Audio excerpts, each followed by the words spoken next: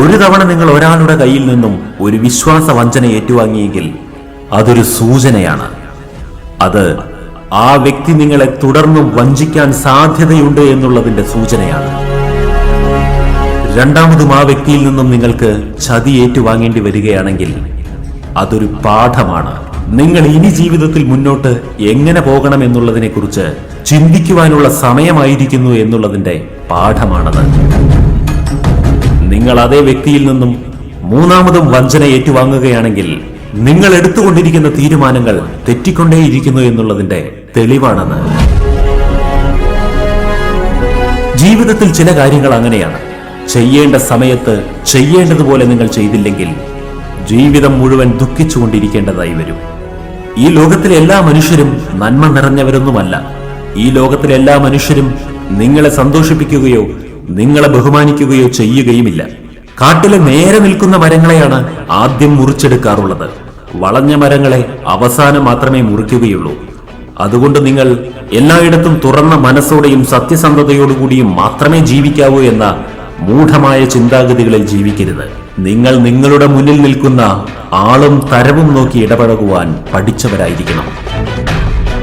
ആവശ്യമില്ലാത്തിടത്ത് നിങ്ങൾ ഉപയോഗിക്കുന്ന ക്ഷമ, ആവശ്യമില്ലാത്തിടത്ത് നിങ്ങൾ ഉപയോഗിക്കുന്ന കാരുണ്യം, ആവശ്യമില്ലാത്തിടത്ത് നിങ്ങൾ പ്രയോഗിക്കുന്ന മൗനം, ആവശ്യമില്ലാത്തിടത്തേക്ക് നിങ്ങൾ നൽകുന്ന സ്നേഹം, ഇതെല്ലാം അധർമ്മത്തിൽ ചെന്ന് കലാശിക്കും.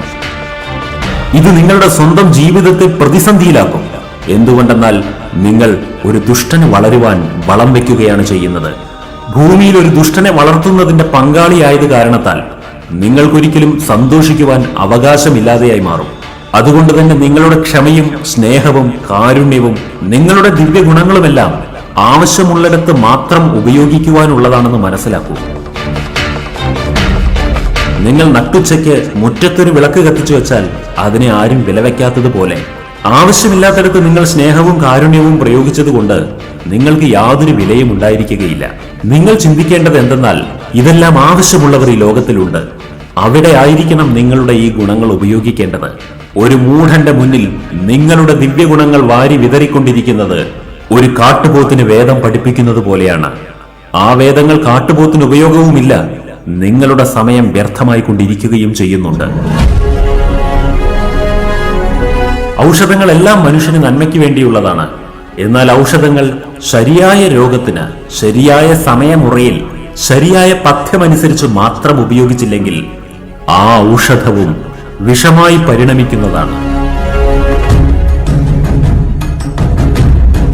അതുപോലെ മനുഷ്യന്റെ കയ്യിലുള്ള ധാർമ്മിക മൂല്യങ്ങൾ അനാവശ്യമായ സ്ഥലങ്ങളിൽ അനാവശ്യമായ വ്യക്തികളുടെ മുന്നിൽ അനാവശ്യമായത്രയും കാലം നിങ്ങൾ ഉപയോഗിച്ചുകൊണ്ടിരുന്നാൽ അധർമ്മം വളർന്നു പടർന്നു പന്തലിക്കും.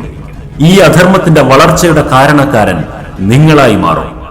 ഇതുകൊണ്ടാണ് പലപ്പോഴും അമിതമായി സഹിക്കുന്നവർ ജീവിതത്തിൽ ദുഃഖം അനുഭവിക്കേണ്ടി വരുന്നത്. സഹനശക്തി എന്നതൊരു നല്ല ഗുണമല്ലാഞ്ഞിട്ടല്ല, എന്നാൽ സഹിച്ചത് ഒരു തെറ്റായ വ്യക്തിക്ക് വേണ്ടിയായിരുന്നു എന്നുള്ളതാണ് നിങ്ങൾ ചെയ്യുന്ന അധർമ്മം. അതുകൊണ്ട് ജീവിതത്തിൽ സ്വന്തം നിലനിൽപ്പിനെ കുറിച്ച് ചിന്തിച്ചോ രക്തബന്ധമാണെന്നോ സൗഹൃദമാണെന്നോ ചിന്തിച്ചോ ധർമ്മത്തെ ബലി കഴിക്കാതിരിക്കുക. ബന്ധവും ധർമ്മവും പോരാളികളായി പോരാടുന്നൊരു ഘട്ടം വന്നാൽ നിങ്ങൾ ധർമ്മത്തിനോടൊപ്പം നിൽക്കുക. കാരണം ബന്ധം ഇന്നുണ്ടാകും, നാളെ ഉണ്ടാകില്ല.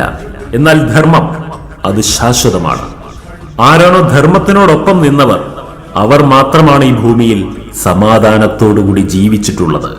ഈ കാര്യം നിങ്ങൾ മരണത്തിനു മുന്നിൽ നിൽക്കുന്നൊരു ഘട്ടത്തിൽ പോലും വീണ്ടും വീണ്ടും ചിന്തിക്കേണ്ടതാണ്.